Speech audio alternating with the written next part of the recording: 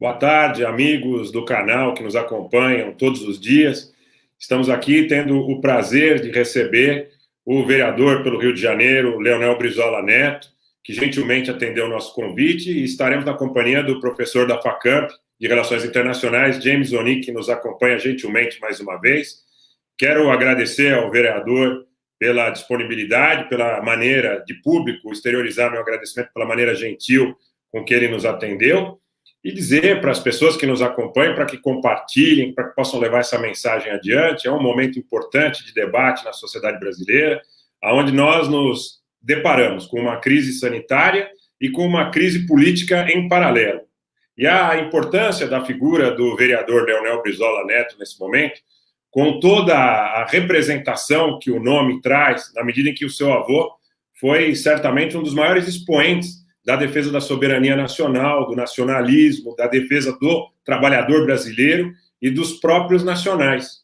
Vide o caso, por exemplo, com o encampar da Bond Shell ou da AT&T, quando o governador Leonel Brizola estava à frente do Palácio Piratini, do governo gaúcho, a resistência histórica de 61, à frente da cadeia da legalidade, e todo um cabedal imenso de história na defesa da soberania nacional, do Brasil e do povo brasileiro. Boa tarde, vereador Leonel Brizola Neto, obrigado pela sua presença, é um prazer tê-lo aqui conosco. Bom, boa tarde a todos. Rogério, é um prazer estar aqui no seu canal. Professor James, um prazer conhecê-lo. Dizer para a gente conversar um pouco dessa situação que é assustadora e com muita falta de informação, na verdade, né? Então, a gente tem um momento aí atípico, você tem um presidente que desinforma e que governadores ali tentam trabalhar na medida do possível para passar uma informação à população. Você vê hoje no Rio de Janeiro, teve uma carreata no aterro do Flamengo de carrões de luxo pedindo abertura do comércio, sendo que há gente morrendo nas favelas cariocas já, e praticamente a rede pública toda entrando em colapso, né? Então, essa falta de informação vai nos custar muito, né? Muitas vidas, isso que eu tenho visto, e é muito triste o que tem acontecido, né? E aqui, como a gente está, o Rio de Janeiro tem essa, né, é daqui que saiu o Bolsonaro, né, vamos dizer assim. Temos aqui um governo fundamentalista na prefeitura, complicadíssimo também, que oscila, uma hora toma medidas protetivas, outra hora avança abrindo aos poucos, isolamento, né, fica numa posição meia dúbia sempre, né, mas ao passo, quero dizer que é um prazer estar fazendo essa conversa, para que a gente possa aí conversar com aqueles que estão vendo e escutando a gente. Muito obrigado, vereador. Eu vou pedir para o professor James Onick fazer uma pergunta para o vereador Leonel Brizola Neto. Muito provavelmente, nós conversávamos antes de iniciarmos a transmissão, o professor James Onick já dizia a respeito da sua preocupação com os temas aventados pelo vereador Leonel Brizola Neto. Então, gostaria de ouvir o professor James Onick fazendo o seu questionamento ao vereador Leonel Brizola Neto. Boa tarde. Obrigado, Rogério. Vereador, que alegria falar contigo. Eu sempre falo, quando eu tenho oportunidade, que existe uma geração de políticos do Rio de Janeiro que conhecem muito bem a cidade, melhor do que a antiga geração. Você faz parte dessa geração, sempre falo quando tenho oportunidade. Vereador, a situação é bastante dramática, a gente sabe que a questão da saúde ela é muito importante, e eu penso que temos que imaginar um futuro mais brilhante para nós, para a nossa comunidade em geral. O crescimento da cidade, de uma forma absolutamente desconexa, que não acontece só no Rio de Janeiro, mas acontece em outras cidades, vem comprometendo muito o desenvolvimento econômico de grandes centros no Brasil. E com essa epidemia deve-se evidenciar uma situação mais dramática ainda. Existe futuro para a saúde pública no Rio de Janeiro? Tenho certeza que sim, mas ele depende muito da atuação de vereadores como você. O que se espera do futuro para a área de saúde do Rio, em virtude disso que está acontecendo, que é uma excepcionalidade, mas, ao mesmo tempo, já pensando no futuro para as próximas gerações? Bom, professor, obrigado pela pergunta. Realmente, eu acho que há uma questão da saúde, você estava conversando outro dia com um companheiro, o doutor Eduardo Costa, que foi médico aqui do Rio de Janeiro, sanitarista, e ele fez uma pesquisa que mostrava que na época do Getúlio, em 42, tinha mais leito do que a gente tem agora em 2020. Então, quando a gente vem, desde a ditadura militar, que houve uma falta de investimento total na educação e na saúde como um todo, já tem longa data o desmonte do SUS, de fato. Por isso que ele fala em fortalecer o SUS. Você vê que a gente não tem uma carreira da área da saúde mais dentro do SUS. Começou a aventar primeiro com organizações sociais, depois OCIPs, depois evolui para aquela que a gente chama das OS, as organizações sociais, que nada mais é do que a privatização total da saúde, e a gente vive hoje num momento que ele mesmo coloca, o Eduardo Costa, num momento da saúde híbrida, ou seja, do público vai para o privado, mas do privado não vai para o público. Então, você tem uma destruturação das carreiras da área da saúde, do técnico de enfermagem, do enfermeiro, da própria carreira médica, e o Rio de Janeiro sofreu um impacto muito duro quando teve essa privatização como um todo, da época do PMDB, do Cabral, do Eduardo Paes, e possivelmente o César Maia já vinha fazendo muito em organizações, mas ainda tinha uma estrutura de carreira de médico. E aí, quando você entra com essas questões privadas, você cria duas carreiras ali. Tem um médico que ganha 15 e o outro que ganha 4. Então, você fica distinto e você não tem uma política pública a longo prazo, que é o passo que você vai desmontando. E aí, uma empresa administra determinada área, a outra empresa administra outra área. E você não tem uma transparência dessa gestão na compra de insumo, na compra de remédios. Você vê que chegou o caso de aqui uma Novalgina custar R$80 numa organização social e na outra custar 20. Não há, de fato, um controle nisso aí. O Rio de Janeiro, por exemplo, gasta mais de 2 bilhões só para as organizações sociais, de um orçamento já pequeno, vamos dizer assim.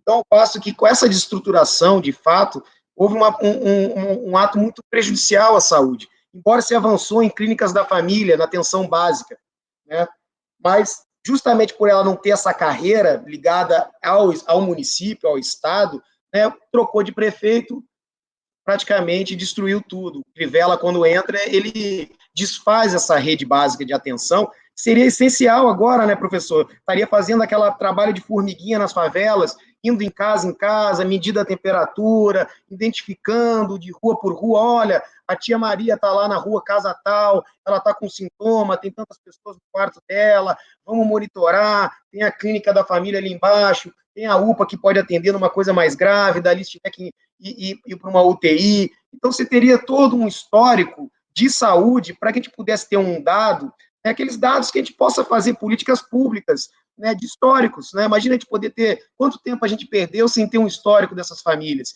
que adoeceram. Então, o sujeito vai hoje numa UPA, numa clínica da família, estou com dor de cabeça. Você não sabe o que era aquela dor de cabeça, porque se ele tomou uma pinga no dia anterior, se ele dormiu mal, ou realmente ele nunca teve, era uma pessoa sal, e tu faz uma bateria de exame. Aí tu vai lá e medica toma uma Novalgina, volta para casa. E é um pouco que está acontecendo isso agora com a Covid-19. Não sabem, ainda muito novo, então manda para casa, volta para a clínica, vai para casa, volta para a clínica, e às vezes quando volta, já volta numa situação muito complicada, já direto para o tubo, que tem causado muito problema no Rio de Janeiro. A gente está praticamente em colapso, a gente não tem quase mais vagas em UTI na cidade do Rio de Janeiro, E a gente depende do governo federal. O Rio de Janeiro é uma cidade como todas as outras, mas o Rio de Janeiro depende muito do governo federal, Então, como aqui eu digo que há vários Brasis, se aqui tem uma diversificação de favelas, tem uma favela que tem mais a característica do Rio Grande do Norte, do Ceará, tem outra que parece, você vai na Maré, tem um grupo ali, inclusive da África, de angolanos, então são vários Brasis, Então, eu digo, quando o Brasil vai mal, o Rio vai mal, porque ele depende muito dessa situação, professor. Eu acho que a grande saúde é uma nova discussão da área de saúde. Que saúde nós queremos, A gente não pode colocar a saúde do povo para uma empresa privada cuidar, porque viu que realmente tem sido um desastre, E essa pandemia tem revelado isso, Que é justamente o fortalecimento do sistema público de saúde que realmente vai poder salvar e poder trabalhar diante desse quadro assustador. Vereador, baseado nessas questões aventadas, nós temos uma discrepância entre o sistema privado e o sistema público de saúde, seja no Rio de Janeiro, seja em São Paulo, inclusive com relação à ocupação percentual dos leitos, inclusive em unidades de terapia intensiva.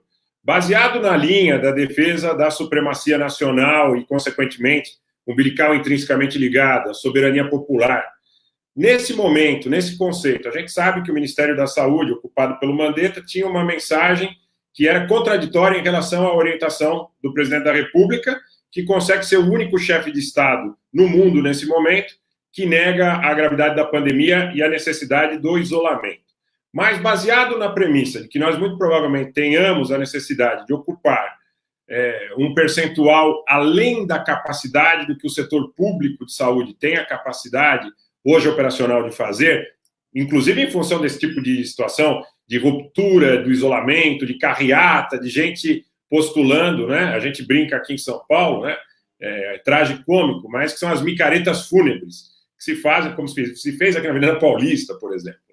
Baseado nisso, eu gostaria de saber, vereador, como você entende a possibilidade de que o Estado, ou a possibilidade ou a necessidade de que o Estado seja gestor da saúde nesse momento, inclusive com a possibilidade de requisitar, vai um pouco na linha do que seria a necessidade da reconversão industrial, eventualmente compulsória, mas na saúde, para que nós foquemos na saúde, o Estado, na sua opinião, teria a prerrogativa constitucional e legal? Tem, mas teria a condição efetiva de ocupar a gestão do sistema de saúde como um todo, inclusive se precisar de vaga em hospital privado para levar as pessoas mais necessitadas, ter possibilidade de fazer? E se você acredita que isso seja possível, vereador?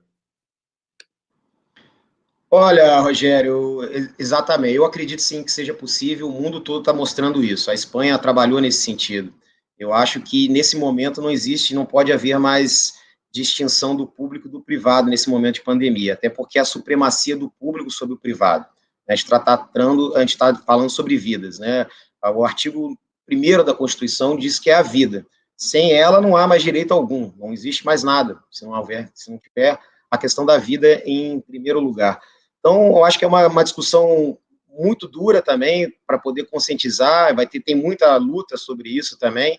Você vê, a gente apresentou pela bancada do partido um projeto, até com o Paulo Pinheiro, que é um médico, o vereador conosco, uma fila única para isso, e já há uma gritaria dos planos de saúde, dos conselhos privados, enfim, porque não querem, há uma denúncia grave de que os planos de saúde estão retendo vagas no hospital privado, por conta dos seus convênios, já pré-pagos e tal, mas vai chegar um momento que vai se fazer necessário essa questão, né? Ou seja, uma fila única, não interessa se você mora na Vera Soto, se você mora no meio da rua, você mora na Rocinha, quem está na fila, está precisando de uma UTI, é ele que vai, né? Porque é uma questão humana, né? Então ultrapassa qualquer questão de ideia, de ideologia nesse momento, e trata de salvar vidas. Então, é uma questão necessária, de guerra, praticamente. Então, acho que o mundo todo está revendo essa posição dessa privatização e terceirização e quarteirização. Você vê, por exemplo, aqui a prefeitura tomou uma atitude, ela acabou com as organizações sociais que tinham uma canaleta de desvio de dinheiro público e fez uma espécie de uma fundação. Só que ela pega e contrata, de uma maneira, um contrato de trabalho precário, por produtividade. Ou seja, imagina eu, enfermeiro, ela abriu ali a inscrição para você fazer, eu só posso trabalhar por produtividade. Isso quer dizer o quê? Eu vou lá para ganhar R$2.000, se eu ficar doente e pegar coronavírus, eu não recebo. Como é que eu vou ter a tranquilidade para tratar se não me dão garantia, inclusive, do equipamento de proteção? Né? E você vê que o enfermeiro é quem está sendo mais contaminado, porque ele que faz a troca ali da pessoa que está com a fralda, ele que, na hora, o médico também na hora de entubar, mas o enfermeiro está diariamente ali. Então, aqui no Rio, tem muito técnicos de enfermagem, enfermeiros e enfermeiras que não só adoeceram, como estão falecendo. O número é grande, mais de 7% da rede. Então, é alto isso, sabe? Maqueiro também estão falecendo, porque não tem proteção adequada, e eles levam os corpos, né, botam na gaveta.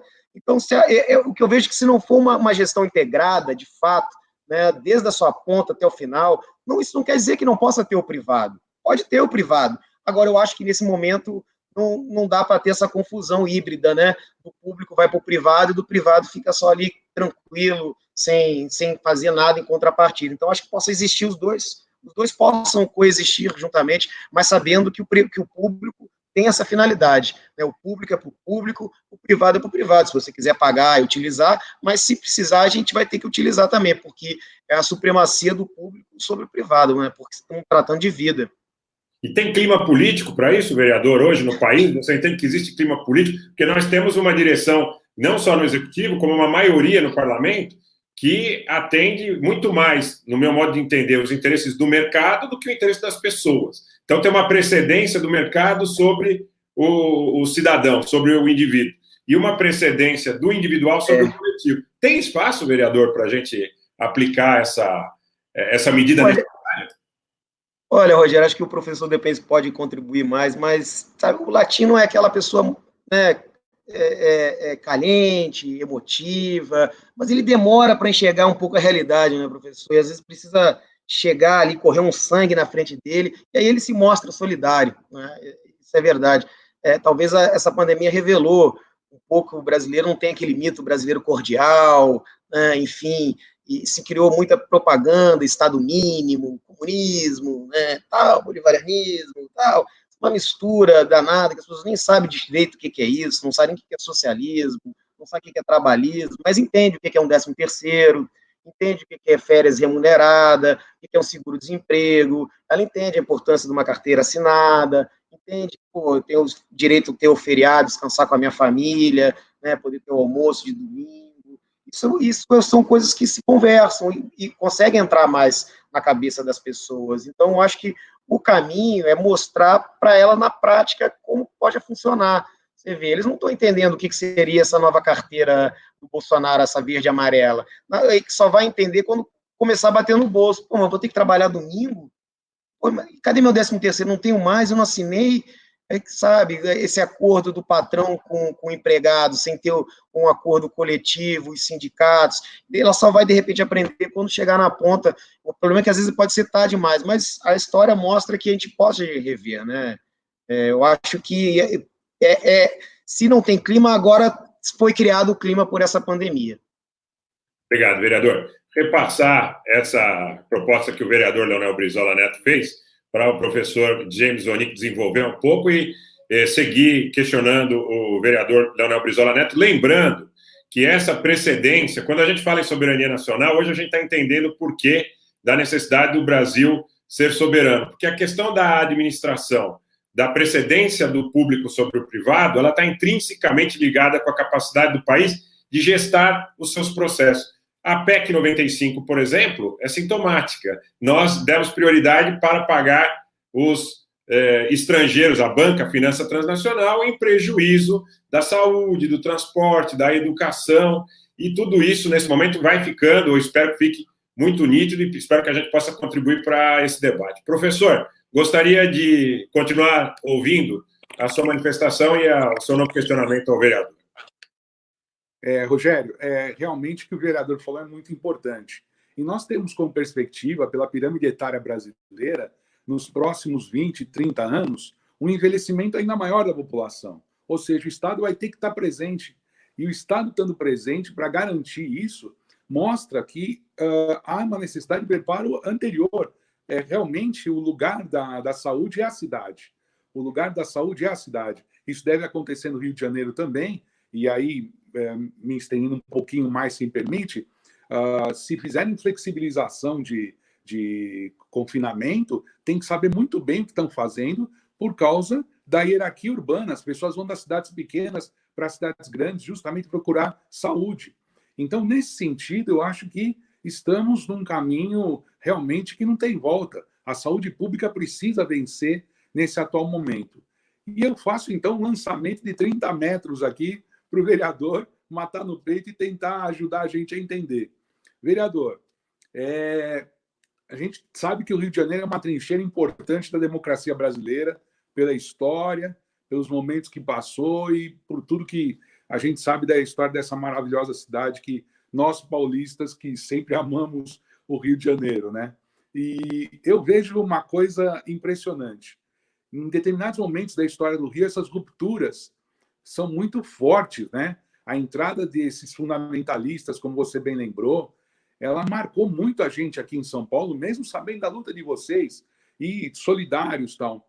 O que você vislumbra para agora, para daqui a 2 anos? Há uma força democrática surgindo? Essas frentes podem ser construídas, vereador? Eu estou fazendo a pergunta, torcendo para você falar sim, né? Mas eu acho que a gente precisa sempre olhar para o futuro. E eu vejo, não estou falando porque eu estou na sua frente, mas eu vejo em você um dos futuros que a gente tem. Então, vamos pensar junto nisso, né? Eu acho que a palavra é sua. Obrigado, professor. Bom, a gente tem Estado, mas está faltando um estadista, né? A gente estruturar, de fato, né, mas isso me lembra muito também bom, e você falou em lançamento, o meu tio-avô, João Goulart, foi jogador de futebol, então ele sabia também matar bem no peito. Então, eu acho que esse modelo econômico que foi estabelecido no país e que o Brizola falava muito bem das perdas internacionais, né, isso tem que ter uma nova discussão no nosso país. Eu acho que passa por esse momento também. Eu acho que as forças, elas naturalmente vão acabar tendo por obrigação se adequar e se juntar, porque é uma questão de sobrevivência, né? É aquilo que a gente fala, ou a gente acaba com o bolsonarismo, ou o bolsonarismo acaba com o Brasil, né? Então, nós temos que mirar em alguns países que fizeram uma frente. Portugal, por exemplo, fez uma aliança, deixou de lado alguns assuntos, algumas pautas que não possam ser tratadas, mas pelo menos faz uma coluna, uma espinha dorsal, para que possa ter ali um modelo e dali ter, né, a conexão do primeiro neurônio com o segundo neurônio, para poder fazer andar os membros e poder avançar. Então, acho que tem que ter essa pauta, e acho que a pauta passa por uma discussão desse modelo econômico que estamos tendo no Brasil. Esse modelo econômico do Guedes, dessa destruição dos direitos do trabalho, das garantias sociais, né, daquilo que o Brizola fez, a drenagem desses recursos energéticos, tudo indo para fora. Você vê os Estados Unidos, qual o grande problema que eles começaram a ter? Eles estão rediscutindo a reindustrialização, porque mandaram tudo para a China, máscara para a China, equipamento para a China, vê a dificuldade de trazer para botar equipamento, eles forçando, inclusive, as fábricas uma questão de guerra, a fabricarem máscara, que custava assim, 25 centes de dólar, 40 centes de dólar, sendo fabricada a 4 dólares e 70 por empresas que nunca fabricaram máscara, fabricavam gelo, fabricavam um outro determinado produto. Então, essa terceirização, de fato, né, isso aí foi muito danoso, né, e a gente perdeu muito nessa construção industrial do país. A gente perdeu. O Rio de Janeiro, por exemplo, tem uma engenharia naval enorme, tem farmanguinhos, tem um conhecimento de fármaco, e a gente importa remédio da Índia, toda a base vindo da Índia, quer dizer, isso a gente deixou de fabricar. Então, acho que passa por essa discussão. Essa pauta é a pauta, pelo menos, de a gente desenhar um futuro, né, uma nova reindustrialização do país, né, da gente sair desse colonialismo que nos meteram a fórceps, trazer carreiras estruturantes do serviço público, a valorização dos partidos políticos. Eu acho que falta uma oxigenação, de fato, nos partidos políticos, mais, de repente, transparência, mais discussão, sabe? Falta esse cuidado, porque há uma demonização da política, mas também uma demonização dos partidos políticos, né? Isso é muito ruim para a democracia, porque sem o partido político a gente não tem como fazer e avançar nesse sentido. Então, eu acredito numa frente, eu sou entusiasta da frente, que meu avô sempre acreditou, né? Sempre acreditou. Uma frente que, para poder, de fato, conduzir um novo rumo. Eu acho que o Brasil não pode olhar para ele sozinho. O Brizola falava muito da questão latino-americana, da questão da América Latina, porque as histórias se entrelaçam, são muito parecidas, né? Inclusive, na cartilha do CIEP, da quinta série, tinha lá uma série de perguntas e dizia por que o Brasil tinha essa postura isolada dos seus vizinhos latino-americanos, não conhecia nada da Argentina, não conhece nada do Uruguai, do Peru, da Colômbia, da Venezuela. Então a gente só escuta coisa ruim, né, ditadura, e não sabe nada, a gente não tem notícia alguma. Então, eu creio que também aquilo que o Brizola conseguiu na legalidade, ganhar a batalha da comunicação, a gente perdeu isso também.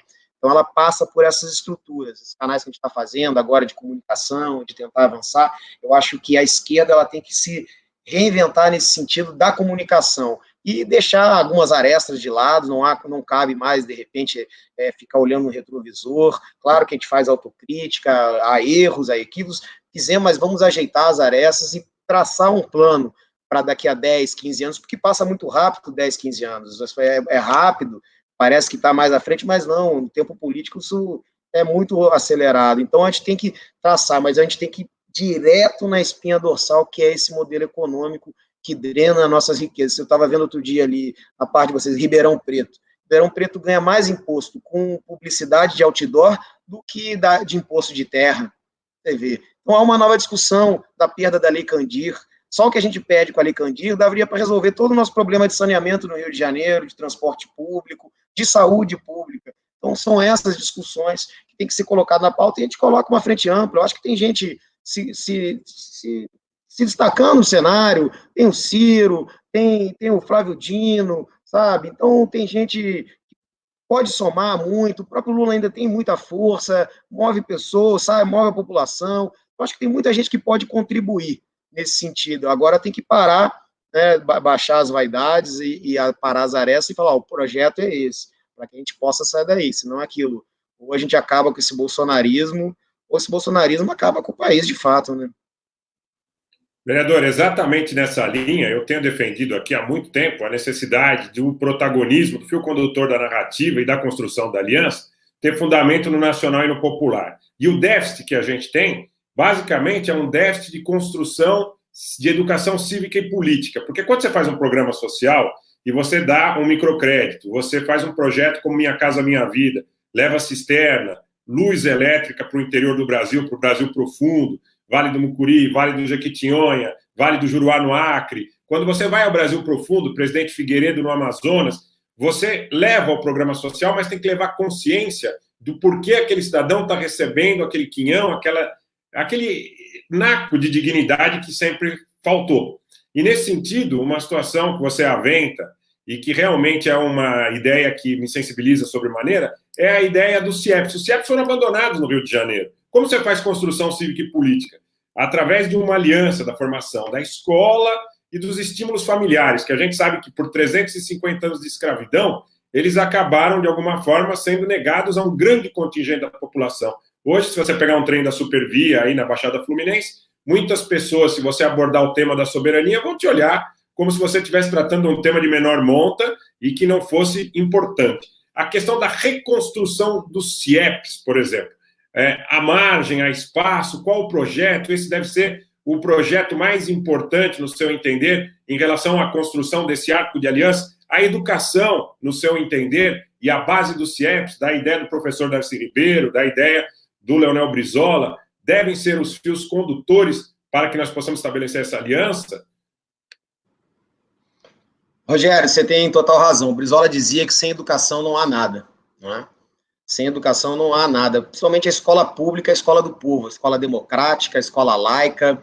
Você vê o CIEP ali na década de 80, onde nem estava na agenda política a questão da educação, muito menos da questão do meio ambiente. Você colocar uma escola, essa genialidade que eu digo dos três gênios, né? O Brizola, o político a favor do povo, da nação, o professor Darcy Ribeiro, que mentalizou a escola como prolongamento do útero materno, e o gênio da arquitetura, o professor Oscar Niemeyer, que baseava seus traços nas montanhas, nas redes, de dormir na curva da mulher brasileira. Então, essa genialidade foi materializada no concreto nessa escola, que é uma escola de primeiro mundo, onde a primeira aula era um farto café da manhã, né? O menino ali chegava, tomava um farto café da manhã, aí você tinha uma aula com professores muito bem remunerados para a época, chegava na época, equivalia hoje 4 salários mínimos e meio, ou seja, o que paga 40 horas, pagava antes com uma dedicação exclusiva, com um bom salário para a época, e claro que poderia sempre melhorar, porque também depende da questão do governo federal. Você tinha o segundo professor que o pobre nunca pôde pagar. E quando nosso filho está em recuperação, você paga um professor particular para ele não perder o ano, para ele ter ali, todo mundo tem uma condição que faz. O pobre nunca teve essa condição, então você dava o segundo professor, né? Você dava refeição. Numa época, década de 80, você está falando que você não tinha nem condições de higiene, as garotas iam para lá, não sabiam, nunca tinham visto uma torneira, uma bica, a gente estava na época da caixa d'água na cabeça, do chaguismo, né? Naquele controle total. Então, você vem com uma outra questão formidável do Darcy, uma questão pedagógica, onde ele reúne no encontro de mente todos os professores para traçar uma política pedagógica. Você vê, imagina uma cartilha da quinta série que continha no CIEP, que era do livro, tá, até naquele livro preto, que continha assim, por que tratamos os índios como um ser atrasado, como ignorante? Por que tratamos o trabalhador de baixa renda com desprezo, uma pessoa, sabe, abaixo? Por que educamos as menininhas para submissão, repetindo os mesmos equívocos da sociedade com a mulher? Por que o negro tem a necessidade de alisar seus cabelos, embranquecendo, perdendo sua negritude? Né? Então, eram perguntas que o próprio animador cultural, essa figura, colocava ali para uma reflexão, para a quinta série. Estou falando da quinta série. Você tinha uma televisão de 29 polegadas para a época, que equivale a um computador da Apple hoje em dia. E as pessoas ficavam encantadas. E, principalmente, aquilo que o Brizola falava, o compromisso com a educação é compromisso orçamentário. Então, ele pegar 36% do orçamento e jogar na educação, essa é uma revolução, de fato. O problema é que isso só vai ter resultado daqui a 10, 15, 20 anos. Né? Então, como a políticas imediatistas, que a gente está falando do Estado, de um estadista, aquele que trabalha para a reeleição, ele não vai querer investir numa educação, porque ele não vai colher aquele fruto. A escola está lá, né? Enfim, o que a população sente hoje em dia que eu vejo? Você vê a escola lá, né? A diferença para a educação e da saúde pública. Você vê a escola lá, mesmo que ela não funcione, o garoto entra às 7, 10 horas já está em casa, você está vendo a escola lá, o garoto vai, agora a saúde eu preciso agora, eu estou com dor, eu preciso ser tratado, então é uma coisa mais emergencial, então fica mais vertente, ao passo que a educação vai se diluindo nesse passo, não mostra a importância dela para a construção de uma sociedade mais justa, para que a gente possa preparar essa molecada para o mercado de trabalho, para a vida, para a sociedade. Então, faltou um pouco mais esse trabalho, essa compreensão. Naquela época não tinha reeleição, enfim, você construía, aí o Brizola construiu no primeiro tantos CIEPs, 250 CIEPs, aí depois veio o Moreira Franco, destruiu totalmente a escola, acabou com o tempo integral. Você vê, pô, me lembro, eu visito lugares aqui, pessoas vêm, pô, eu tenho a foto do saquinho, eu levava um saquinho de leite para casa, e aquilo ali, às vezes, eu dividia com meus outros familiares, aquilo ali era uma alegria, porque às vezes era a única refeição, e é verdade, a gente tem isso no nosso Brasil, né, da escola ainda servir como alimentação daquela criança. E a genialidade principal que eu achei do Brizola e do Darcy e do Niemeyer foi que não é o menino que tem que ir para a escola, é a escola que tem que ir até o garoto. Essa foi a genialidade deles, né? E o garoto tem o orgulho de apontar lá, pô, olha onde eu estudo, né? Você pegar o sambódromo, né? Aquele espetáculo do carnaval, pô, ali 15 mil estudantes estudavam ali. Então era samba no carnaval e letra durante todo o ano. Você vê, preparado, inclusive, ali para formar a mão de obra das escolas de samba, carnavalesco, com a cultura, com a costura, com a elétrica, com vários outros caminhos de profissão. Então, isso foi perdido muito no tempo, porque nunca ficou na agenda política a escola pública do povo, realmente, né? Então, o Brizola foi um grande lutador nessa área, e Rio de Janeiro, hoje, eu trabalho muito denunciando a destruição do CIEP, a falta de infraestrutura, a precariedade no ambiente de trabalho dos profissionais, os baixos salários também, que daqui a pouco ninguém mais quer ser professor, né? Exato. Olha, dentro dessa linha, não resta a menor dúvida que nós perdemos muito, inclusive, em relação à própria percepção da população que almejava uma escola de qualidade, que hoje não valoriza tanto essa escola de qualidade, não conhece o que foi o CIEPS, os jovens não conhecem. O Leonel Brizola, que enfrentou o escândalo da Proconsult, que enfrentou os militares que não queriam que ele regressasse ao poder, a tentativa de fraudar a primeira eleição dele ao governo, a tentativa da Rede Globo, permanente tentativa de associá-lo à criminalidade, de uma maneira turpe, de uma maneira vil, fizeram isso em relação aos arrastões, faziam uma cobertura anabolizada, tentavam o tempo todo dizer que a polícia cidadã e humana não era uma polícia que atendia a sociedade, e a gente sabe que é exatamente o contrário, que o que não atende a sociedade é tanto a saúde, como a polícia, como a educação, que seja excludente, que não seja inclusiva e que não atenda a população como um todo. Professor, a palavra é sua. Vereador, pensando nisso que você está dizendo de uma forma tão sabedora da realidade da cidade do Rio de Janeiro, o futuro do Brasil passa pela urbanização, não é? E a gente sabe que a geografia do Rio é realmente muito particular nesse sentido. A construção de um plano diretor, a construção da democratização do orçamento, tudo isso eu tenho certeza que é pauta de vocês. Se nós parássemos para pensar num futuro a médio prazo, o que é possível fazer pelo Rio de Janeiro nesse sentido, que você, como vereador, um dos caras que, repito, conhece bem a cidade, você acha que é rápido e tem um efeito muito bom para a população de menor renda? O que seria muito interessante fazer? Obrigado, professor. Lógico, a gente tem os mecanismos, o Estatuto das Cidades, que são um estatuto muito bacana, que nunca é colocado em prática. A questão dos transportes também é uma questão que, de fato, houve uma privatização dos transportes setorizados e não faz a demanda. Me lembro que quando o Brizola chega aqui no Rio de Janeiro, ele tem uma grande briga, inclusive tem a estatização dos ônibus que ele faz, ele cria a empresa estatal de ônibus, porque eles não faziam a ligação da Baixada com o centro do Rio de Janeiro. A Zona Norte não visitava a Zona Sul. Né? Então, o Brizola foi obrigado a estatizar as empresas para poder fazer o transporte na cidade do Rio de Janeiro. Né? Foi combatido e tal, enfim, mas, de fato, melhorou o transporte, a passagem barata, o estudante só botava a camiseta dele do colégio e tinha passagem gratuita durante a semana, durante o final de semana. Então, esses aspectos, ele foi abrindo a cidade como um todo, né? O Estado democrático de direito, que o Brizola quis colocar. O Brizola apoiou muito, eu escuto até hoje que se cristalizaram, o Brizola favelizou o Rio de Janeiro, o Brizola foi responsável pelo tráfico de drogas, pela violência. Não, o Brizola proibiu a polícia de subir na favela. Não, peraí. Não, o Estado democrático de direito tem que valer para todos. O que vale para quem mora na Vieira Solto, na Avenida Atlântica, é o cara que mora na favela da Maré, ali de São Carlos. Não dá para você entrar com uma butinada na porta do cidadão e achar que aquilo ali não tem lei. Né? Então, pera lá. Né?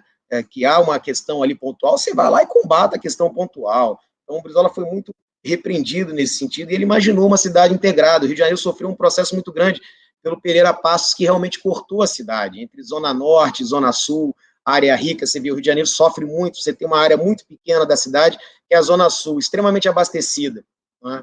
Muito abastecida. Você vê o problema da água do Rio de Janeiro, que ficou claro esse corte social, ficou clara a divisão de classe ali, que quem tem dinheiro bebe a água engarrafada, água mineral de qualidade, quem não tem bebe água contaminada, que estava acontecendo.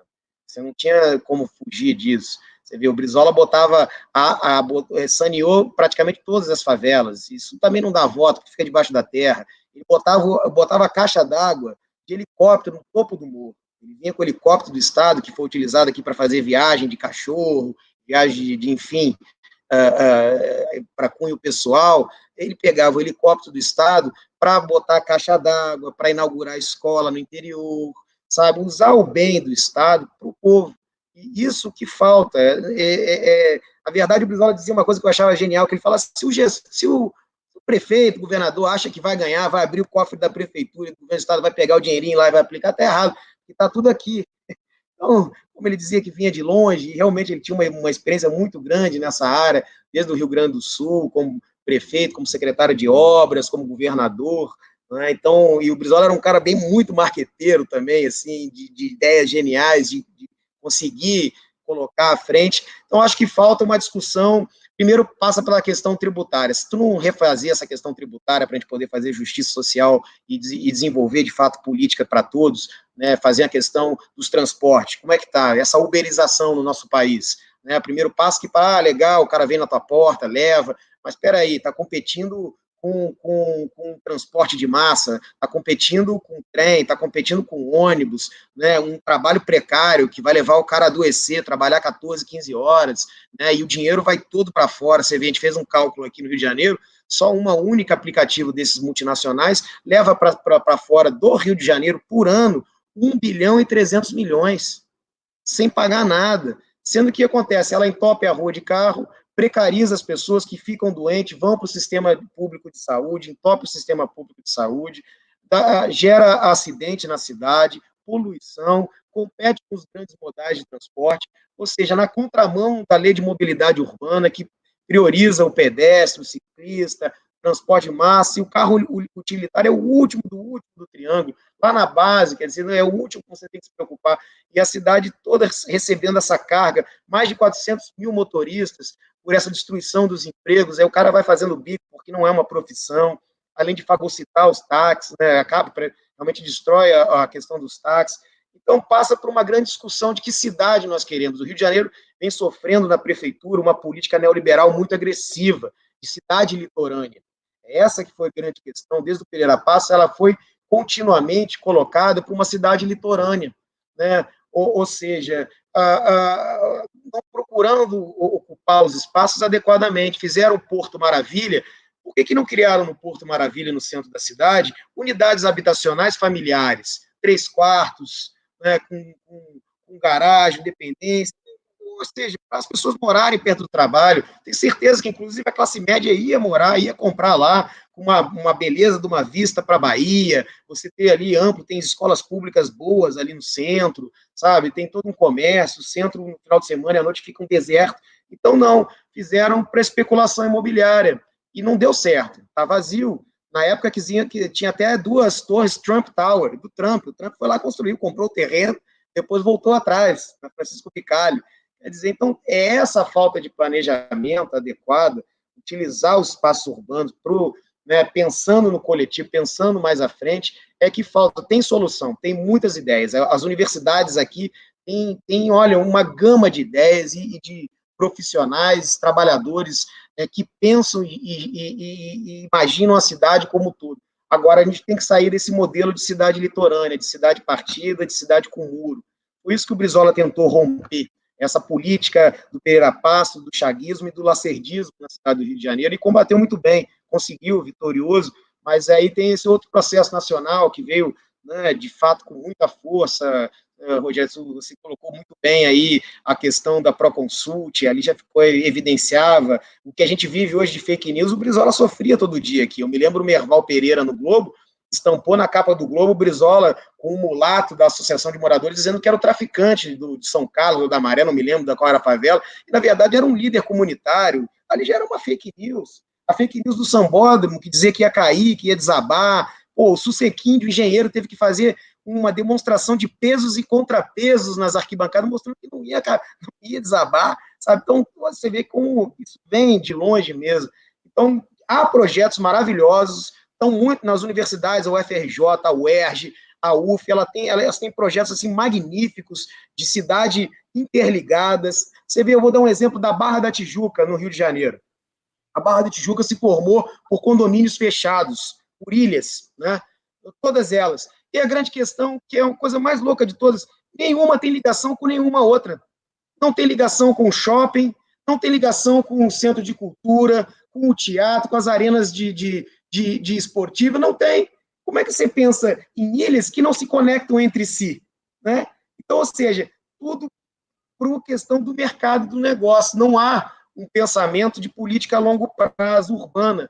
Essa política urbana do imediato, de só construir e não pensar como é que vai ser as pessoas que ali vivem e como que elas vão habitar aquela localidade, gerou essa questão da cidade litorânea. Cidade ali, aí os fundos de negócios, fundos imobiliários fazem a festa, porque aí eles não precisam, deixam ali paradinho, quando vier o lucro, eles vão revende, aluga, não faz, e ficam por uma questão de uma especulação, não para as pessoas que moram na cidade. E aí hoje a gente tem aqui um alto custo na cidade, e esse alto custo, ele impacta não só nos pobres, ele impacta também na classe média e no comércio. E o comerciante, por exemplo, para alugar um lugar para fazer seu restaurante, o preço do aluguel é tão caro que ele vai ter que colocar na comida, na bebida, para poder pagar aquele aluguel. Então, ele gera um problema como um todo. Né? É essa falta de discussão desse tipo de política urbana que a gente tem que ter um diálogo maior. Isso é um caso do Rio de Janeiro, então São Paulo também sofreu isso, Porto Alegre, Minas Gerais. A gente tem que pensar os centros urbanos, já que a gente escolheu para viver dessa maneira, em centros urbanos, em prédios, a gente tem que pensar numa cidade mais urbana, que a gente possa transitar, né? Vereador, a questão das milícias, que é sempre suscitada, eu quero dar um exemplo prático em relação a essa questão da ocupação de espaços urbanos. Vamos pegar o Rio de Janeiro especificamente, onde a gente pode, por exemplo, vamos pegar a Ilha da Gigoia, áreas na Muzema, Rio das Pedras, Rio 2, tem um monte de área de marinha, tem um monte de área de manancial, que é ocupada, explorada, tem locação, tem venda, tem contrato de gaveta, são centros populacionais que crescem de uma maneira desordenada, geram lixo, geram esgoto, poluição urbana, e as pessoas às vezes imaginam a questão das milícias como sendo ligado ao gatunete, à van, à exploração do comércio de drogas, a associação e a mistura, né, se miscui o crime organizado com a milícia e tudo mais. Mas a milícia tem um papel hoje no Rio de Janeiro nessa questão da ocupação de espaços urbanos. Como isso é visto ou não é visto, né, na Câmara de Vereadores por parte da maioria dos vereadores que ocupam suas posições? Ué, sabe que isso é um tema muito preocupante e muito grave, porque você tem vereadores ligados à milícia, você tem deputados ligados à milícia. O Rio de Janeiro, ele trabalhou em determinado momento, já que é uma cidade partida, e, claro, interessava ao determinado prefeito ter os seus currais eleitorais. Então, surge lá atrás, desde aquela polícia mineira, né, e que vem muito oriundo da ditadura militar, dos grupos de extermínios, aqui tinha os cavalos corredores, o Lecoque da Baixada, né? E tudo isso, a origem disso aí está aí, né? Desses grupos de extermínio, né, que se ligaram depois com o jogo do bicho, foram com golpe militar, sempre andaram, né, nesses lados sombrios. E, claro, e quando o Estado não ocupa uma parte, não é verdade, isso acaba se fazendo presente. E a milícia, ela tem uma questão mais dura, porque ela cobra, né, dos moradores, ela cobra pela residência. Se você falar algo, alguma coisa, eles te expulsam daquela localidade, né? Se não gostarem do que tu falou, te expulsam e alugam e vendem a tua casa. Então, eu diria que aí é o verdadeiro crime organizado, porque o crime organizado ele precisa ter tentáculos em outros locais. Então, a milícia ela tem tentáculos profundos, né? Você vê aí até a presidência da República, uma ligação obscura da família do Bolsonaro com a milícia do Rio das Pedras, principalmente. Claro, o acusado de matar a Marielle morava no condomínio de luxo, que uma casa custa 4,5 milhões, né? Quem é que tem dinheiro para comprar? Eu não sei nem como um deputado compra uma casa daquela, mas tudo bem, isso é uma outra questão, né? Como é que está morando ali vizinho e não sabe, não conhece? Porque tem ligação, a família homenageando, né? Que estavam envolvidos com um grupo de extermínio, né? Então, quando o Cabral começa com a questão da UPP, né, aqui um desenho complicado que ele começa a fazer, porque aqui primeiro começa com o Comando Vermelho, depois parece que o Comando Vermelho tem um racha e tem um terceiro comando programado, que eles chamam, depois surge um outro comando, que é o Amigo dos Amigos, que é mais ligado a setores da polícia, também até usa a cor azul, e há essa distinção. Aí quando tem esse avanço da UPP, que a primeira parte parecia que ia resolver o problema da violência no Rio de Janeiro, mas era só um castelo de cartas, na verdade, ele tem um avanço para cima de uma única facção, que era o que se falava muito aqui do Comando Vermelho, porque parece que o que conta e eu relato é que eles não aceitavam propina e iam para o confronto. Os outros faziam acordos, né, como a milícia faz, a renda para um, a renda para outro, faz acordo. Então, há um avanço para cima justamente do território desse Comando Vermelho, né, e os outros começam a se aliar de uma outra maneira para combater. Então, há uma destruição, de fato, uma pulverização dos espaços, o Estado nunca frequentou mais, não entrava com água, não entrava com sistema de saúde, não entrava com educação, não entrava com renda, com pavimentação, urbanização, nada disso, não entrava. Então, os espaços começaram a ser ocupados por milícias, por grupos armados paramilitares, que começavam a ver ali uma renda muito grande. Em vez de ficar no varejo do tráfico de drogas, eles sabiam que o que dava dinheiro era a questão da arma. Um fuzil vale 50, 100 mil reais. É isso que vale. A guerra não é pela cocaína, pela maconha, até porque, olha a situação que está acontecendo agora, está em pandemia, as fronteiras estão fechadas, diminuiu a droga, está solucionado o problema. Não é na favela carioca que se produz cocaína, né? Diminuiu a cocaína no Brasil, diminuiu a cocaína no Rio de Janeiro, mas como que diminuiu? Porque diminuiu a fronteira, né? Mas o armamento ainda está presente. O armamento ainda está presente, e a guerra se deu justamente pela questão das armas. Né? Então, quando você tem aquela ocupação do alemão, que está de novo uma guerra tremenda, né? Quer dizer, tudo que não foram profundo na questão da violência, de você dar a assistência à população e você acabar ocupando espaço que você vai afastando. Sabe que tem aqui um Observatório da Favela, que é uma ONG que trabalha com pesquisa, muito bacana, e eles fizeram uma pesquisa com jovens do tráfico. E a maioria estava ali no tráfico e dizia, não, estou ali para ajudar minha mãe. O dinheiro que eu ganho aqui é para ajudar minha mãe. E aí, às vezes, começaram a ver qual é a tua renda. Você vê um jovem chegava a ganhar R$1.500, R$2.000 por semana. Vem cá, qual o trabalho que vai dar R$2.000 para um jovem daquele? Então, é isso que a gente está perdendo. Como é que a gente, na prática, para a gente pegar, olha, vamos dar uma condição de trabalho para você, você vai ter um trabalho, você vai estudar, você vai ter um encaminhamento. Ninguém quer ficar ali brincando de vai atirar, vai morrer, ficar numa guerra sem fim. Nem a própria polícia é feita para isso, sabe? Colocar a polícia uma espécie de capitão do mato para morrer, para matar. O policial fica totalmente, por exemplo, toma uma bala, fica comprometido com seus membros, fica ali paralítico, dando salário lá embaixo. O policial não foi feito para isso, sabe? Totalmente deturpando, colocar a polícia, expondo os policiais também, sabe? Bandido e polícia e bandido, sair dessa lógica perversa que você vê que até hoje não deu resultado. não deu resultado. E abriu espaço justamente para isso, para a criação de milícias, para elas se estabelecerem no poder, com aliança com o parlamento, com a política, com os partidos políticos, com as igrejas evangélicas, sabe? Então, essa falta do Estado de ocupar e dar uma destinação ao jovem, para que ele não fique só no mototáxi, que ele fique na boca, que ele fique trocando tiro, que você vai dar, de fato, um emprego de qualidade para ele, você realmente resolve essa questão. Agora tem que ter vontade política, né? E o Rio de Janeiro, felizmente, está vivendo aquilo que eu chamo de uma autocracia miliciana, que foi dar no Bolsonaro. Essa é a grande questão. O Bolsonaro é fruto disso aí. O Bolsonaro vem dessa área, dos grupos de extermínio, da ditadura militar, da exaltação da tortura, da violência. Ele é a própria milícia, né? A maneira como ele coloca, a maneira como ele trabalha, né? Tudo é negócio, tudo é dinheiro, tudo por trás dele é isso, né? Nunca pensa lá na frente, é o ganho imediato. Né? Então, acho que o Rio de Janeiro sofre muito com isso, né? E é muito difícil romper esses obstáculos. Você vê que aqui nunca tem um avanço para cima da milícia. Né? Resolve parte da violência e tem que combater, porque hoje em dia a violência é grave no Rio de Janeiro. Até então, antes dessa pandemia, matava-se e morria muito na cidade do Rio de Janeiro. Você tem o problema da bala perdida. Você vê 6 mil pessoas mortas por ano, desaparecidas e mortas. Quer dizer, um número de guerra absurdo que nós tínhamos aqui, e que agora com essa pandemia baixou também, né?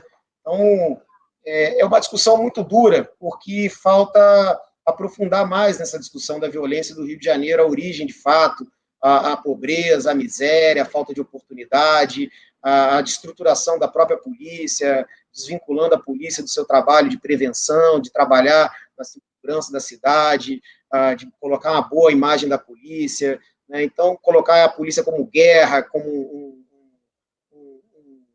um atuante de zona de guerra, militarmente, né? É um equívoco danado e que tem produzido só equívocos e mortes, né? Vereador, você desde muito cedo, trabalhando com seu avô, no segundo mandato dele de governador do Rio de Janeiro, você já estava muito próximo. Eu queria saber, antes de passar novamente ao professor James Onick, se essa questão que você bem suscita, por exemplo, aí você tem Pereira Passos, tem Lacerda, tem Chagas Freitas, tem Moreira Franco, o Brizola ele já teve tempo hábil para perceber o que aconteceria, porque o que substituiu esses personagens, que representam muito menos o interesse de uma identidade nacional e muito mais o interesse de uma elite que porta o passaporte brasileiro, mas não se sente brasileira, foi os braços da teologia da prosperidade, no meu entendimento, que ingressaram pelo Rio de Janeiro, que elegeram o prefeito, que elegeram o governador, que elegeram o senador, que elegeram o presidente da República, além de muitos deputados estaduais na LERJ, muitos vereadores e muitos deputados federais também na bancada do Rio de Janeiro. O Leonel Brizola, em vida, teve oportunidade de antever, de perceber que esse proselitismo vinha com esse viés antinacional e antipopular? Ele teve essa oportunidade?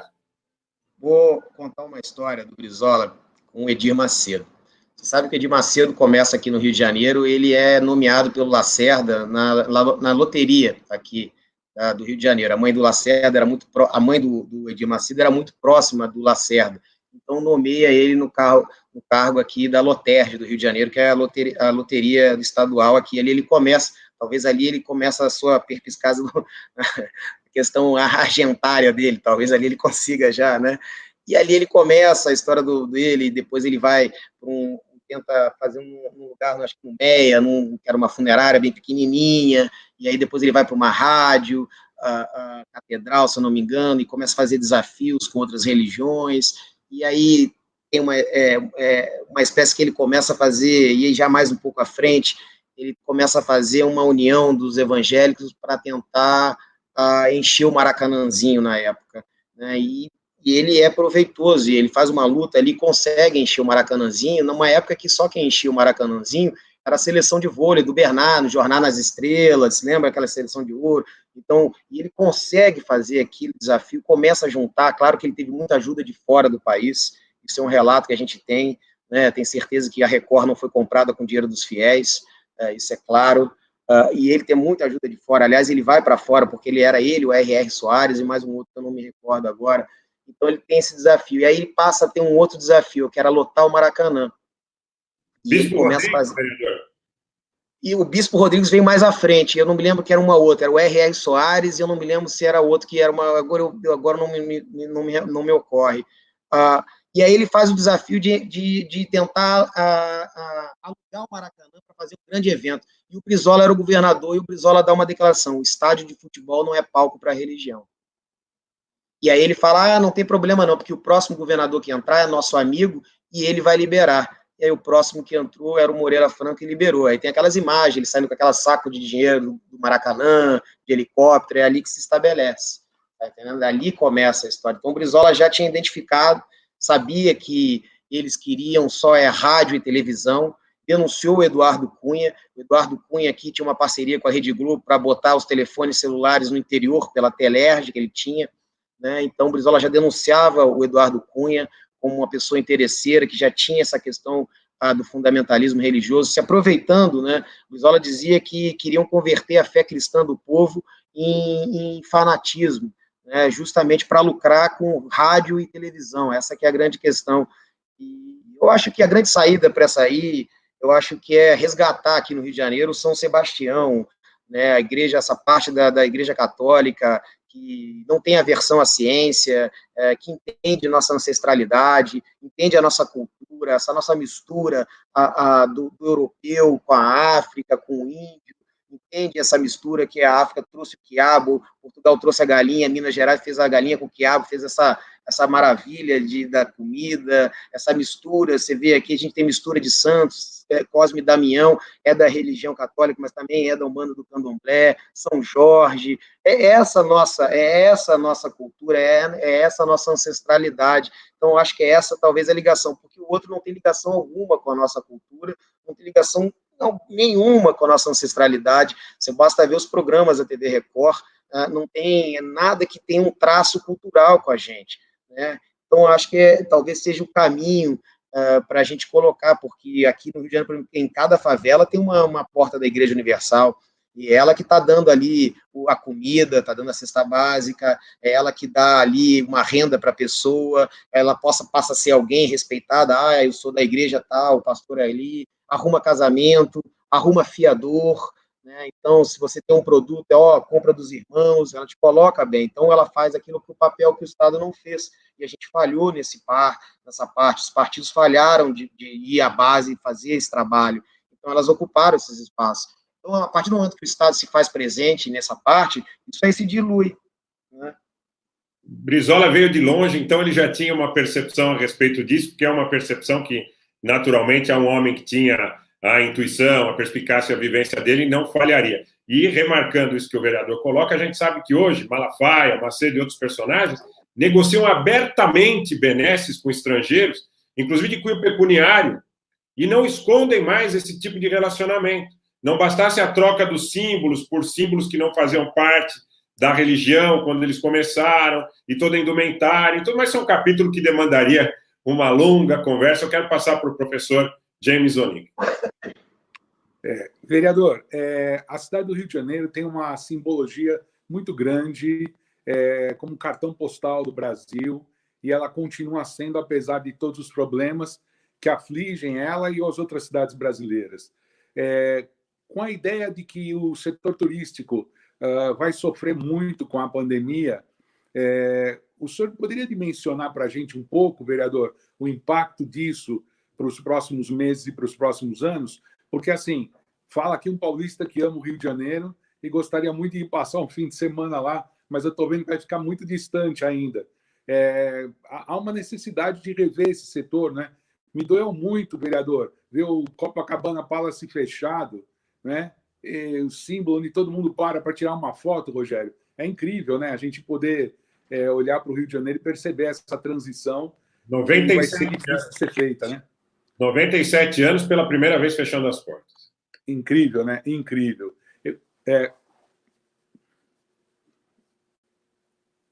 Eu queria escutar do vereador. Mandei até uma foto aqui para ti, Rogério, pelo WhatsApp, para você ver como é que estava aqui Ipanema, ali com essa pandemia, tudo vazio e um paraíso, né, intocável, vamos dizer assim. Olha, professor, é um prejuízo muito grande, não é só o Copacabana, o Sheraton, todos os hotéis aqui fecharam, a maioria deles todos fechados, o turismo, porque os pontos turísticos estão fechados, né? Os aeroportos também tiveram essa questão dos voos cancelados.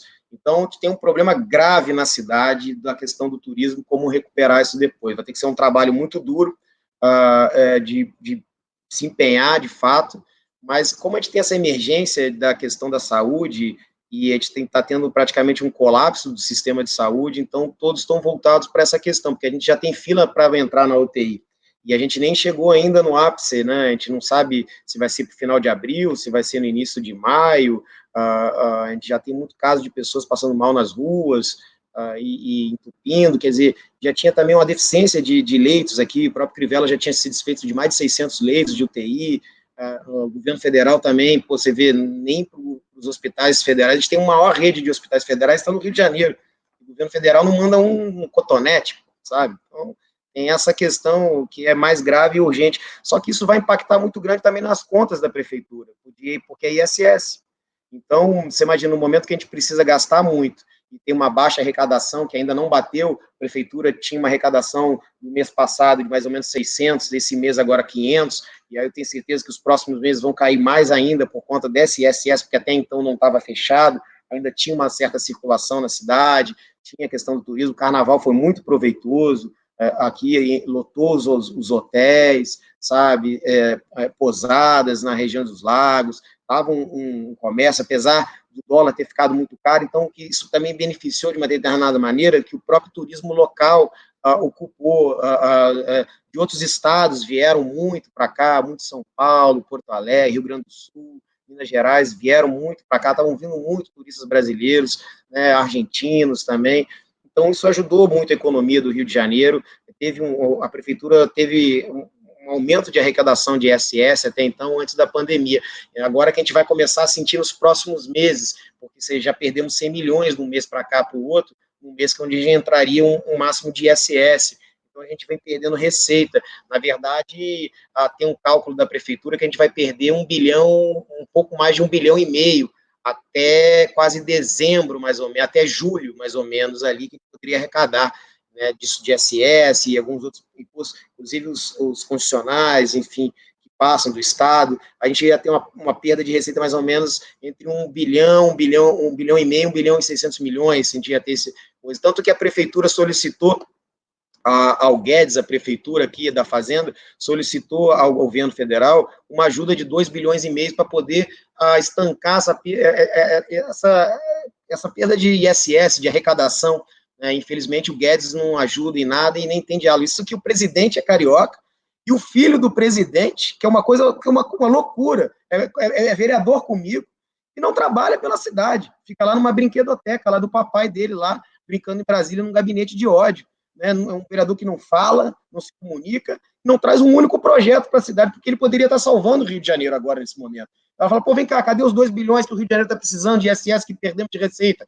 Tá lá, Guedes, não paga esses 2 bilhões e meio.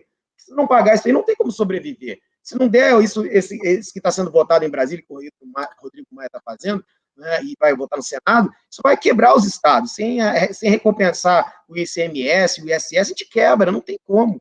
Né? Então, a gente depende muito agora do governo federal. Se o governo federal não fizer esse repasse, eu temo aqui que vire não só um genocídio, mas como uma barbárie, porque já tem gente brigando por quentinha na rua. Você vê um número altíssimo de moradores de rua na cidade do Rio de Janeiro. Cresceu muito, a miséria aumentou muito, né? Ao passo que se aumentou a terceirização, a precarização do trabalho, essa questão de você ter que trabalhar dia a dia para poder ter sua renda, você não tem uma estabilidade, o pleno emprego, essa precarização total, numa hora que você tirou isso, a pessoa está sem nada, a pessoa está sem comer. Né? Por isso que eu vejo que a gente teria que fazer uma nova proposta, inclusive nesse momento de pandemia, e eu estou tentando trabalhar aqui no município, é que o município a gente não pode emitir papel, a gente não pode emitir dinheiro, mas a gente podia inventar uma moeda carioca, para poder as pessoas comprar comida, e depois de que a 120 dias, lá na frente a prefeitura descontar no estabelecimento, entendeu? Isso a gente pode fazer. Tipo que o Brizola imprimiu lá na legalidade, a brizoleta, no momento de uma tentativa de golpe, né? Aí os estados e os municípios imprimirem sua própria moeda, no sentido de lá na frente poder, pelo menos para poder trocar por comida, para poder amenizar esse impacto grande que vai ter, porque é no mundo inteiro, não tem como sair disso. Então, a gente tem que ter criatividade, né? Exato. A gente está vivendo uma situação, como eu disse no início, de uma crise sanitária que já vem com uma crise política anterior, e essa crise política é agudizada. Muita gente cogita, inclusive, que a própria eleição do Bolsonaro, e nós aqui com os fatos que nós temos para consubstanciar essa ideia, podemos afirmar que essa direção é bastante possível, que o próprio Bolsonaro seja um agente provocador que vise a destruição do território brasileiro, eventualmente até uma cisão territorial, um fratricídio, a instalação de uma Síria na América do Sul, algo que nós nunca tivemos. E o vereador trata com muita propriedade dos antecedentes, quando ele fala na Polícia Mineira, na Escuderia Lecoq. Se você vai hoje pela rodovia Washington Luiz para a Baixada Fluminense, você vê braços dessa teologia da prosperidade, e não é uma generalização do credo, do evangélico, do neopentecostal. A gente está falando de braços da teologia da prosperidade que são alinhadas com interesses estrangeiros nitidamente. Hoje não fazem mais questão nenhuma de esconder. Hoje você vê 10, 12, 15 desses estabelecimentos um do lado do outro, com novas denominações, com cisões dentro delas, e, como eu disse, usando uma indumentária que sugere, por todo o contexto que a gente conhece, que existe um alinhamento com interesses internacionais. Vereador, eu queria deixar um espaço para o nosso professor James Onick fazer as últimas considerações e queria depois fazer uma última consideração também ao senhor. Por favor, professor. Eu não tenho nada mais a perguntar, mas eu só quero dizer uma coisa. Vereador, é importante manter essa luta e a gente aqui de São Paulo, olhando com pensamento crítico sempre, né?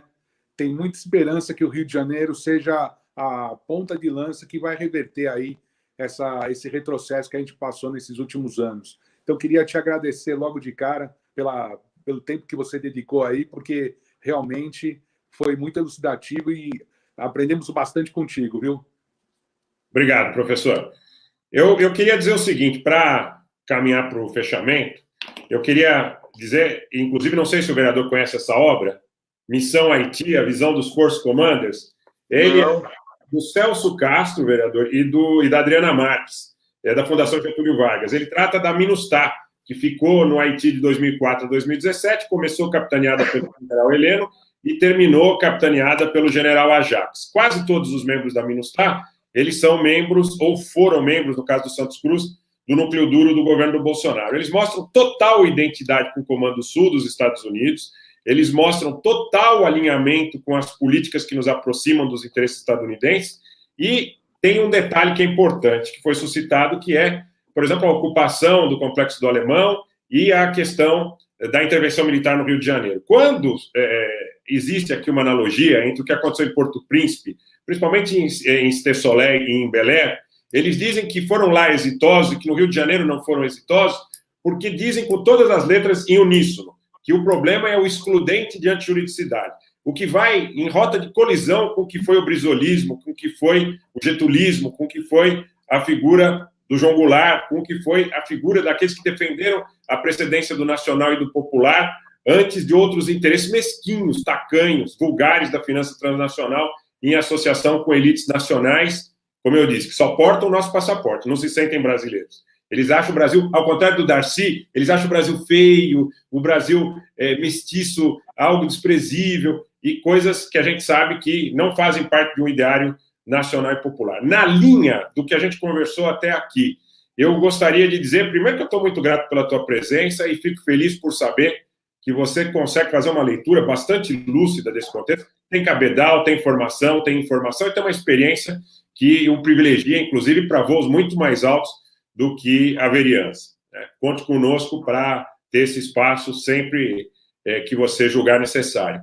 E eu queria te fazer uma última pergunta nesse sentido. O que diria o Leonel Brizola se lesse dentro dessa obra a ideia que a intervenção militar no Rio de Janeiro não deu certo porque faltou o excludente de antijuridicidade? Fazendo a tradução disso, para quem nos assiste, é o seguinte, que é uma política que não bastasse os 80 tiros no carro do músico que faleceu recentemente, né?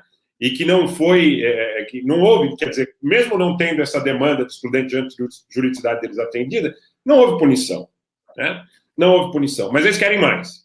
Eu queria saber, ante essa situação e ante essa demanda, o que diria hoje Leonel de Moura Brizola ante uma demanda de alguém que quis colocar uma polícia que atendesse a Vieira Solto e a Delfim Moreira, a Gávea, do mesmo jeito que atende São Carlos, Maré e tudo mais. Essa do Merval aí era um líder do Morro de São Carlos. Eu lembro desse episódio. Isso, do Morro de São Carlos. E o que diria Leonel de Moura Brizola ante uma situação dos militares que diz que não deu certo no Rio de Janeiro porque faltou o excludente de antijuridicidade? Vereador, te agradeço muito a participação. Olha, eu que agradeço pelo espaço nessa excelente conversa. Eu queria agradecer o professor Rogério. E, olha, porque lembrar o que o Brizola dizia, e ele dizia com muita força, e chegar a ficar iracundo, né? Enquanto a gente tiver essa elite que eu chamo de elite botox, que vampiriza o povo, ela que você estava falando ali da Paulista, sabe, essa elite, sabe, que não entende nada do país, tem horror ao pobre. Enquanto a gente não conseguir limpar isso aí, olha, vai ser muito difícil, de fato, sabe, a gente fazer um país mais justo, igualitário, fazer uma escola pública laica, democrática para o povo, sabe, essa elite venal, alinhada a esse sistema financeiro, que não produz um único botão, não produz nada de produtivo para o país, que gosta de ir para Miami, fazer suas compras, sabe, tem visão de que lá é o melhor de todos, nega o nosso país, e, sabe? Então, olha, enquanto essa política internacional, o professor sabe melhor do que ainda, uma política internacional vendida, sabe, que entrega o nosso país, sabe, que tira os sapatos lá para passar num detector de metal, o próprio embaixador, sabe? Então, sabe, é uma política que nega a nossa história, sabe? A gente não vai conseguir mudar esse país, a gente tem que fazer uma transformação profunda, mas a gente tem que sacar essa elite daí. Essa elite perversa, é a elite mais desigual do mundo, é desumana, é isso que nós temos que conscientizar. Então, quando o Brizola traz aqui uma política de direitos humanos com Vivaldo Barbosa, que era até então uma questão de tratado de guerra, ele traz uma questão para quê? Direitos humanos para o menino pobre da favela, né, que mora ali sem luz, sem água, e aí ele cria um projeto, uma luz na escuridão, cada família um lote, né, ele dava ali para a mulher, porque sabia que no momento de miserabilidade, o homem acaba abandonando a família, a mulher não abandonava seus filhos. Então, ele dá título da propriedade para a mulher. O Brizola deu inúmeros títulos de propriedade, sem ajuda nenhuma do governo federal. Eu me lembro que o Brizola aqui conseguiu a questão dos royalties do petróleo. O Sarney não pagou nunca o royalties do petróleo, o Brizola teve que entrar na justiça para o Sarney pagar, e ele só pagou quando entrou o Moreira Franco. Sabe, havia um boicote sistemático, inclusive, das verbas carimbadas para o Rio de Janeiro. O Sarney ia lá e trancava as verbas, o Brizola tinha que ir na justiça para pegar as verbas. Sabe, a questão da polícia, o Brizola precisava de uma estrutura, porque é uma questão nacional, não adianta só o governador tratar, sabe? Poxa, eu me lembro uma vez aqui, eu trabalhando na casa do meu avô, já só para encerrar, houve uma tentativa de um golpe no Rio de Janeiro, né, com os caminhoneiros, fecharam a Avenida Brasil, toda ela que é acesso à cidade, caminhão atravessado, né, e eu cheguei para trabalhar cedinho lá na casa, no escritório dele, que era dentro da casa dele, cheguei ali 6h15, eu chegava sempre cedo, e aí eu começar o telefone, na época tinha um telefone vermelho, que era onde tocou o telefone vermelho, ali era grave, e o telefone vermelho tocando, e os secretários ligando, e eu batendo na porta dele, desesperado, porque a televisão já estava toda prontinha filmando, que você falou lá dos arrastões, que já estavam todos os holofotes prontinhos. Engraçado que os caminhoneiros fizeram 6h15 da manhã e a Globo já estava lá toda prontinha para filmar. Estava toda a reportagem lá, os caminhões atravessaram, a Baixada não entrava no Rio de Janeiro, vai dar caos, vai ter desabastecimento, vamos abater esse governador. E meu avô, com toda a genialidade dele, eu muito nervoso, era muito jovem, né, e não sabia o que fazer, e eu, olha, está acontecendo isso, vamos lá. E ele com muita calma, eu nunca vi uma pessoa com tanta calma, porque tinha muita experiência. Ele, com um telefonema, ele pegou, eu falei, o que ele vai fazer? Vai ligar para a polícia está no meio do golpe? O que ele vai fazer? Ele ligou para o Comando Militar do Leste, chamou o general no telefone, olha, você pega o helicóptero tal, com tantos ali soldados, você pega, entra dentro dos caminhões, faz uma ignição direta, bota no acostamento, deixa a população passar, depois a gente resolve isso. Em 5 minutos ele desestabilizou aquilo ali. Então, falta esse comprometimento de visão. Falta alguém que veja mais à frente, estadista de fato, que pense no futuro das próximas gerações.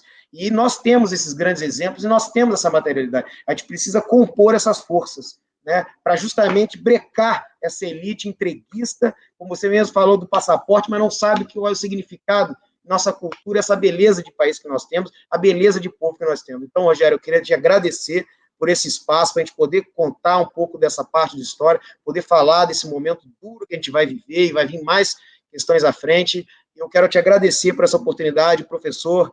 Uma próxima escutá-lo mais também, sabe? Eu te agradeço de coração aí, muito obrigado. E quero agradecer as mensagens carinhosas que eu estou vendo aqui na tua rede. Quero agradecer a todos que estão enviando, que aqui todo o meu abraço aqui também, nessa quarentena, angustiado também, né? Tentar resolver e solucionar isso. Muito obrigado, viu, Rogério e o professor James. Muito obrigado, vereador. Muito obrigado, professor. Muito obrigado pela participação de todos. Quero agradecer. Peço a vocês que compartilhem, deixem seus likes, deixem o sininho das notificações ativado. E a partir desse momento, como o YouTube, que também é uma plataforma que não é brasileira, tem demorado muito para processar os nossos vídeos, eu peço a vocês que façam o trabalho na unha. Vamos compartilhar em grupo de WhatsApp, em grupo de Telegram, em Twitter, marcar as pessoas para ouvir uma mensagem que é muito importante, e uma mensagem de alguém que traz experiência, conhecimento, consegue arrazoar todos os temas com ecletismo, e tem, como eu disse, sem absolutamente nenhuma intenção de agradar o convidado, condição de voos muito mais altos. Conte sempre com a gente. Muito obrigado pela tua presença. Um abraço a todos e até a